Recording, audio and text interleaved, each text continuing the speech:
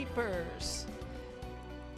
Perhaps you've never seen the program before, but I sure want you to feel welcome. Just come right on in. Have a cup of tea with me, okay? And for the regular viewers out there, been with us for many years, please know we love you, appreciate you a lot. And thank God for the new viewers who I believe tune in every single day. And we try to bring you the things that affect the home, and that's everything, isn't it?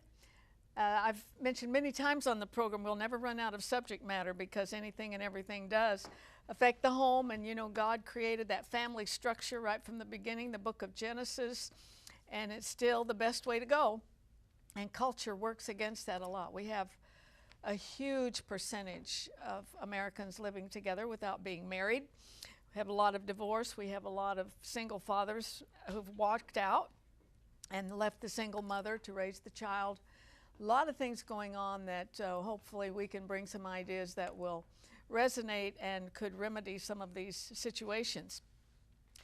My guest today is really involved in that very type of thing. His name is Tony Bolton, and perhaps you've seen his wife Kim on Homekeepers. She's been on a couple times in the last few years.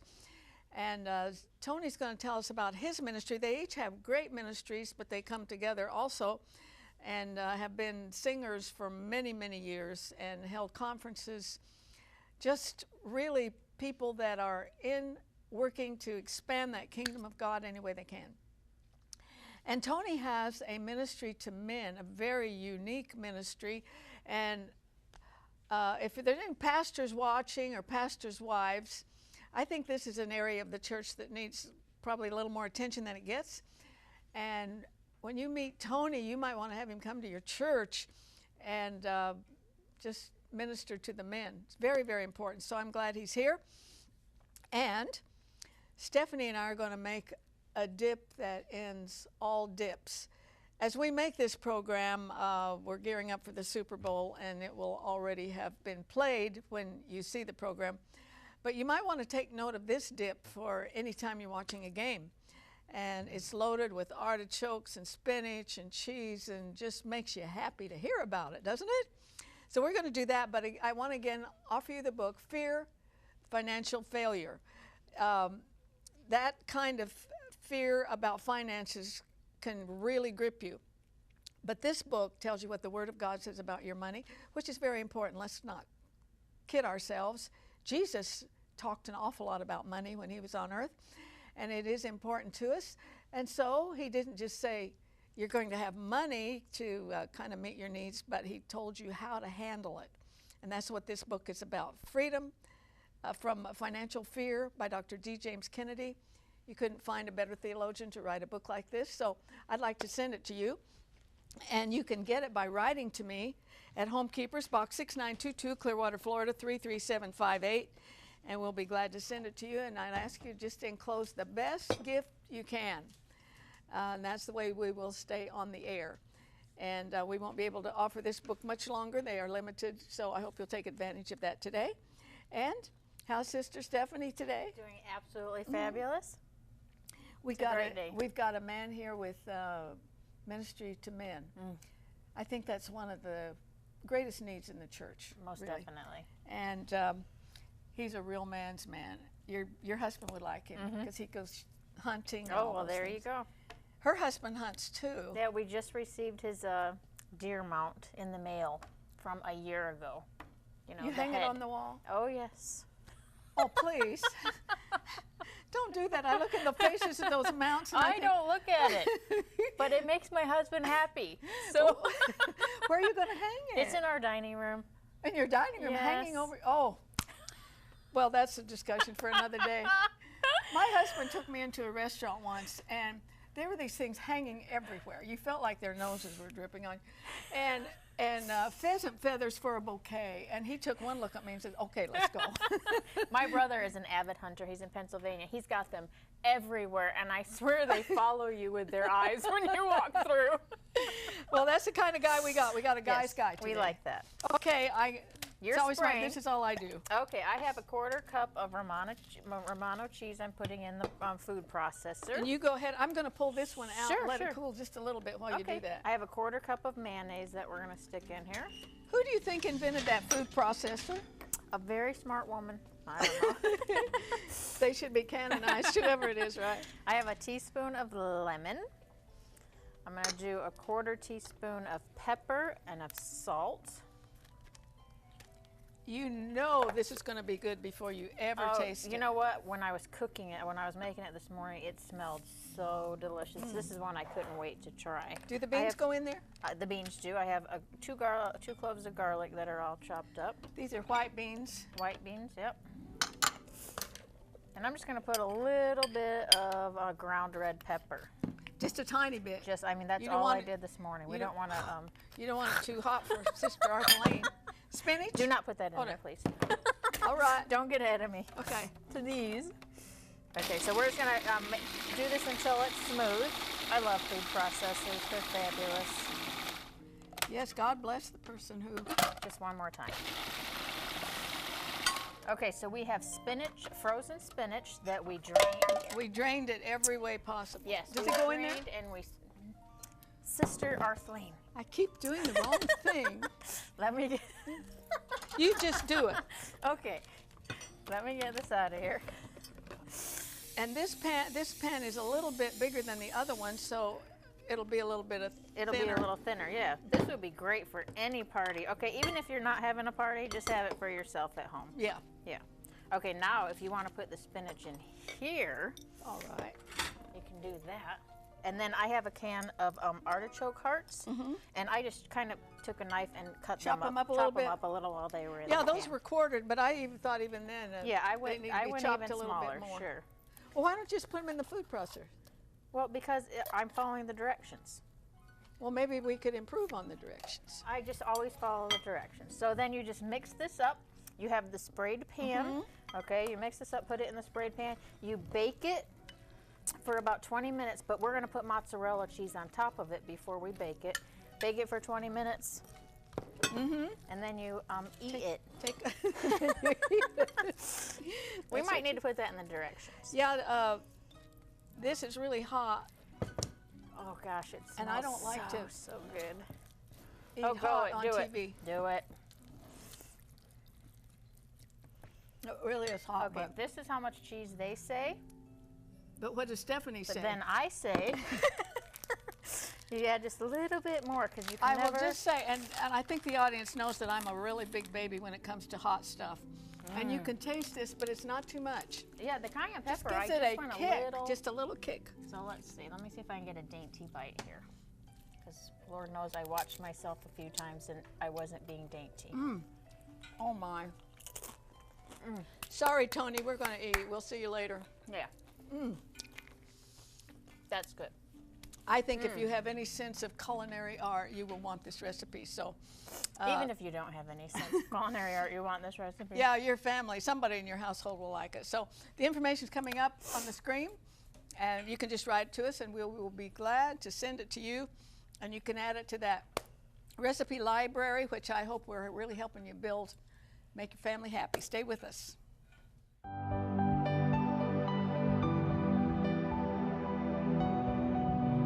If you would like a copy of today's recipe, just write to the address on your screen, or you can email your request to arthelene@rippy.org.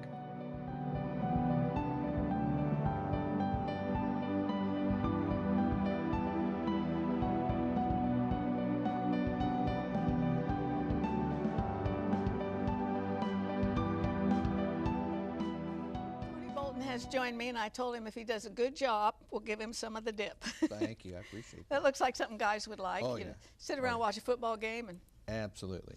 welcome to Homekeepers. Thank you. I'm glad to be here. Your wife's been on a couple times, and Oh, yeah. y'all have been married 35 years. 35 years. And she does a great job with the women's events, and she loves being on your program. Well, we love having her, and what a heart and what a heart to teach. I'm sure she's made such a difference in hundreds of women's lives. It's exciting, yes. So good for her. Now, the two of you, you started out as singers, right? Yes, yes. we've been singing and traveling all of our married life together. I have 4 children, so we've ran the whole country in a bus and sang together and did youth ministry and did all the conferences and worked with lots of wonderful people that people are very familiar with in music, and so it's been great. Did you start out as a youth pastor? I did. I started out as a youth pastor and did all the crazy things that youth pastors do, and just had a great time at it. I loved it. How did it prepare you for what you're doing now? Well, I think one of the things that people that have been involved in youth ministry, you're not afraid to get outside the box. Because with youth ministry, you have to be outside the box and you have to be real because they can spot a phony, a mile away. So it has to be real, relevant, and radical doesn't help. I mean, it doesn't hurt. They love it. Doesn't hurt at all. Yeah. What was it that got you interested in men's ministries, which to me would be a little bit harder than women's? Women, I've always felt that even when it comes to salvation, they fall at the cross easier. Yes. And if the pastor asks them to do something, they'll do it. They'll kill themselves doing it. Sure will. And that's good and that's wonderful, but if you're bypassing developing male leadership, it's a problem. Oh yeah, in all of our travels, we would notice different churches that we'd go in or events. You'd see women on every hand, almost running the whole church. The absence of the man was totally obvious there. And then you go into other churches where there's a very strong men's ministry, and the men are the leaders. Oh my goodness, the difference is phenomenal.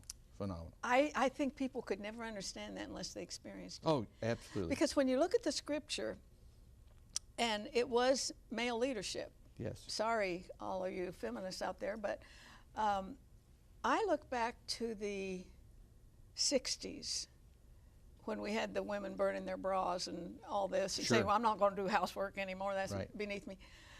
And so that kind of mindset, and then you raise girls with that mindset, it always filters into the church. Sure, absolutely. And I've always been, I tell people, I'm my wife's biggest fan when it comes to her ministry, and I have pushed her and booked her and hopefully helped the platform that God has used her today. And at the same time, that has not diminished who I am and the ministry God's called me for. So, so it's been exciting to see that, and yet at the same time, I don't believe that women will ever take the role that men need to take and have to take to really be the leader in their family and home and church. You can just repeat that one. That's very, very true. Before we get into this a little more, I don't want to neglect your music because these people are fine musicians, he and his wife, and they separate. In fact, if you want somebody who can do it all, this is Tony, because you can lead worship and everything. We do. You know, if a pastor has you for a retreat or something, that's it. They don't need to get anybody else. We'll do our best to get it done, yes. Yeah. Is this your newest one? Well, it's one of our new ones. We moved to Nashville about 15, 16 years ago, and we really never put together a country project. So these are kind of a combination of songs that we wrote and that are really in the country vein. So it's one of our latest. So. Well, as a lifetime musician, just in my later years, I've really started to like country music. Well, it is a great crossover to lots of credit. But it has refined a little bit. Oh yeah, country is taking on a new definition. Yeah. It's there's modern country, cross country. You know, I mean, as far as like crossing over to different types of music, and so there's a little bit of everything there. Some great country musicians too.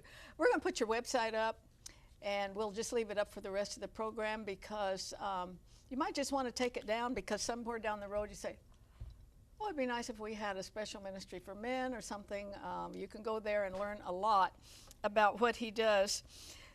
You've been described as always joyful and that you even smile in your sleep. I don't know about smile in my sleep, but I try to have the joy. I read that somewhere. Yeah, yeah. My wife I guess we says could that all ask the time. him. Oh yeah, she says that all the time. She does. I would say that's very unique. Wow. There's not very many wives who could say that. So.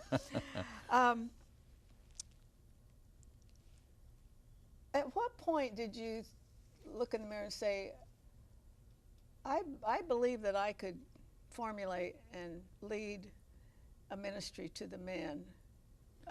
you had to see somewhere that there was a great need for it. But then what do? With women, all you need is a teapot and some Right. cups, and we're there. Well, I grew up as an avid sportsman and out hunting and fishing and all these things. And when I got into being a youth pastor and doing all that, your time just, you're 24/7 on call. And so as our girls came up in our family, they never saw the real sportsman in our home.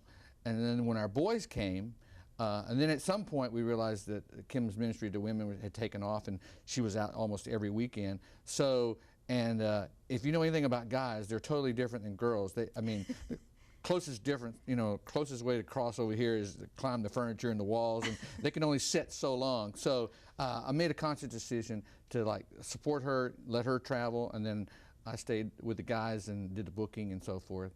But then I had time to do what I already loved to do, and that was hunt and Do you in the ever take your outdoors. girls hunting?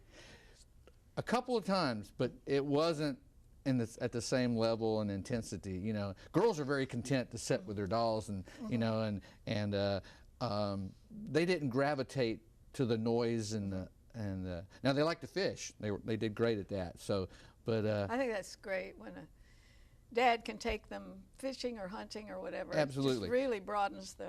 well, I think the key for me was during that time, I drove up our driveway when we first moved to Nashville, Tennessee, and it kind of made a little curve. And as I came to the top of the hill, I tell this story over and over. I saw someone running off the top of our building, off our house, right off the very top of the house. And as he got to the edge, he just jumped, turned 2 flips, and then I saw him hit the trampoline and come up and flip a couple times. That was our youngest son. Girls don't usually do that, Arthelene. I realized the wild at heart is there. So I had been taking my boys hunting, and so I said, okay, get all your friends together. And so they brought we probably had 8 or 9 kids in the neighborhood, and some I did not know. I didn't know anything about their background. And I said, okay, guys, I'd like to take you to get your hunter's education license because I want to take you hunting. I want to let you experience the outdoors. Only 2 out of the 8 had a father at home. The rest of them did not have a father figure, did not have someone there to show them anything about the outdoors or teach them. And lots of different situations, but I realized, and as I walked into the hunter's education, the guy said, did you bring the whole cul-de-sac? And I said, almost, you know. But it really led me to believe there's a great ministry that dads are missing in the lives of their sons and daughters. And so from there, it kind of started the process. Now, your men's ministries, you actually incorporate hunting. Absolutely. Well, what a setting to get guys out. I think people are realizing, of course, now with TV shows like Duck Dynasty and things like that, it's okay to have camo on because you're not, you know, considered to be totally weird now. So it's all cool.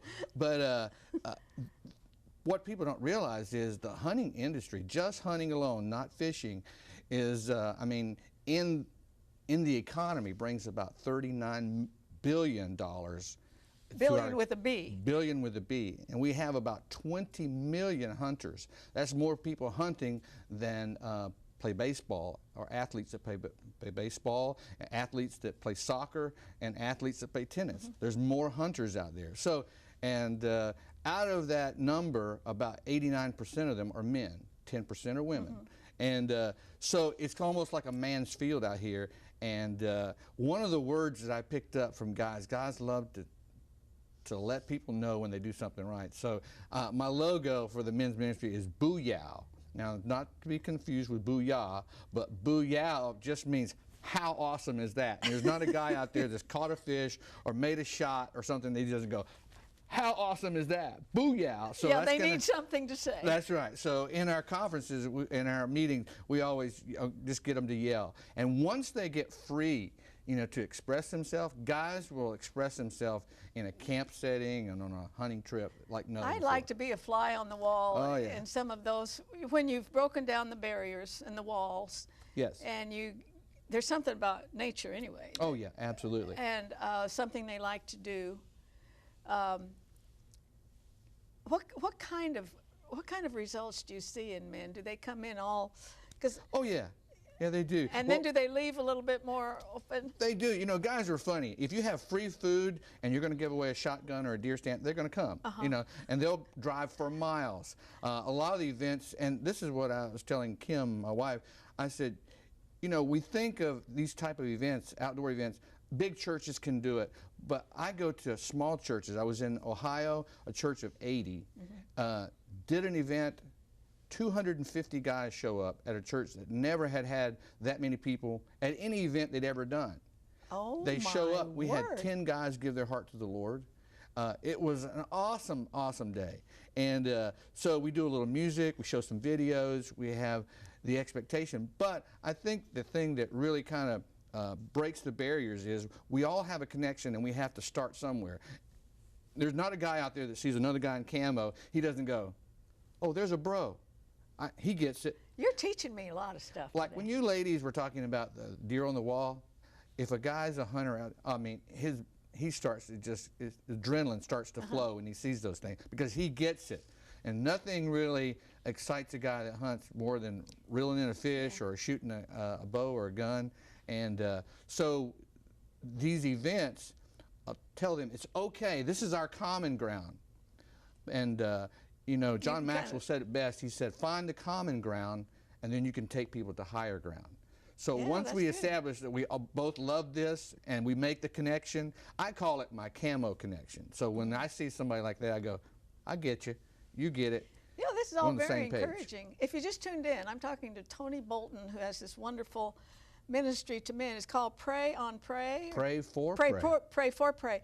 P-R-A-Y for P-R-E-Y. That's right. Okay. But if you go to the Tony Bolton website, it will take you there. Yes. And I've just wanted to call the attention of church leadership, an area of the church that's not the easiest, but here's a guy who can do it all. And he can come in and minister to your men. When you get around, I don't know if you sit around the campfire, around the lodge, or whatever you do you teach? I do. What do you teach? Well, primarily it's areas of surrender. You know, like you know, take the message of Jesus calling the life of James and Peter, you know, and John, Andrew, all the disciples, but especially Andrew. He reached out to his brother. He said, "I know what he likes. He's a rowdy guy." And I always try to tell guys, they think the church does not care about them. And probably, for most part, most men are not excited about going to church, and they think the statistics church, prove that. yeah, they think church doesn't get it.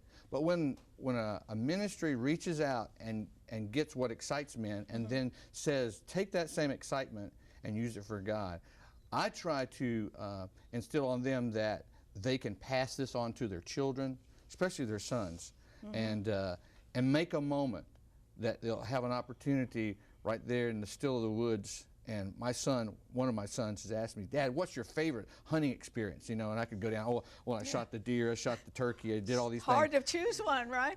My favorite is to say, my best experience was sitting in a blind with you all morning long. We didn't see a thing, but it was the first time you had sat with me in a blind.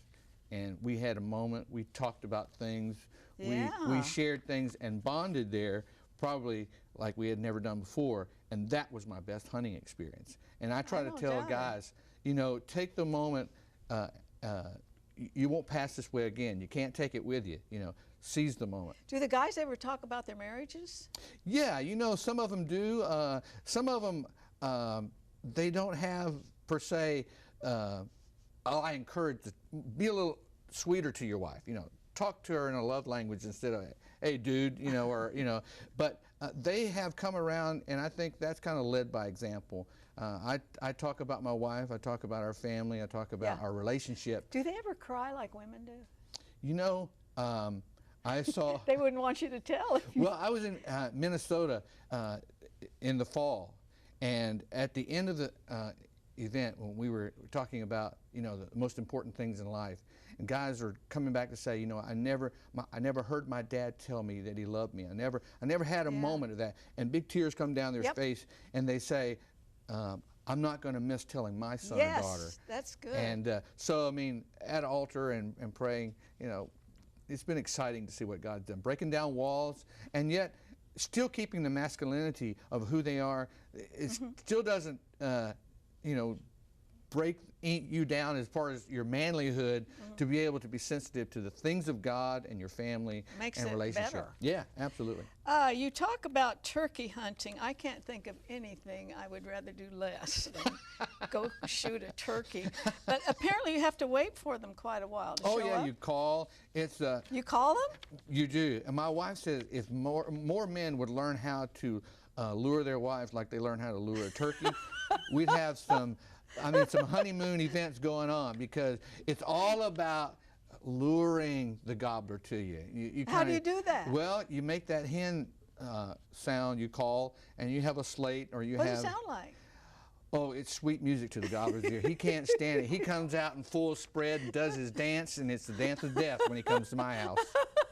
So, but I mean, nothing... Do you throw a little grain out? Or? No. You actually you can put a hen out there, a decoy, and when you start making that sweet music she does, oh, the gobbler comes and he puts on the show, does his dance, and says, "I am here, booyah!" Bang! And that's right. And that's the last thing he remembers. But you say when it comes to shooting turkeys, which I never dreamed in my television career that we would talk about this, be patient, stay with it, don't give up. Yes. So that could apply to a lot of things. Absolutely. Patience, you know, with people that you take hunting, people that in your family, your marriage, your relationship with the Lord, and like when we go and do conferences and so forth, people are at all different stages in their journey Sure. for the Lord. Some are further along, and if you're just love them and talk to them as you remember you being right where they are. They're a Yeah. brand new Christian. They're Yeah. just starting out. And just love them and be patient, and the moment will come when they'll be right there where they need to be. And because of the way that culture has so affected the church, Yes. I mean, we're supposed to affect culture. Come Yes. on. Right. But culture has definitely affected the church. Oh, And so what you have here is, one, in my opinion, is one of the greatest needs in the Church of America today. absolutely. Is to reach out to the men and strengthen them in the Word and Yes. teach them what their position is Absolutely. in Christ and in their family and all. Well, there's a big audience, and I think, you know, churches are always looking for new avenues. We keep doing the same thing, and we want different results.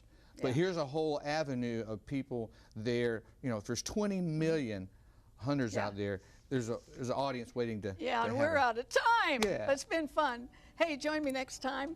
And remember, there's no higher calling than that of a homekeeper. God bless you. If you should miss a Homekeepers program, you can catch up by going to www.ctnonline.com. Click on CTN Programs and then on Homekeepers.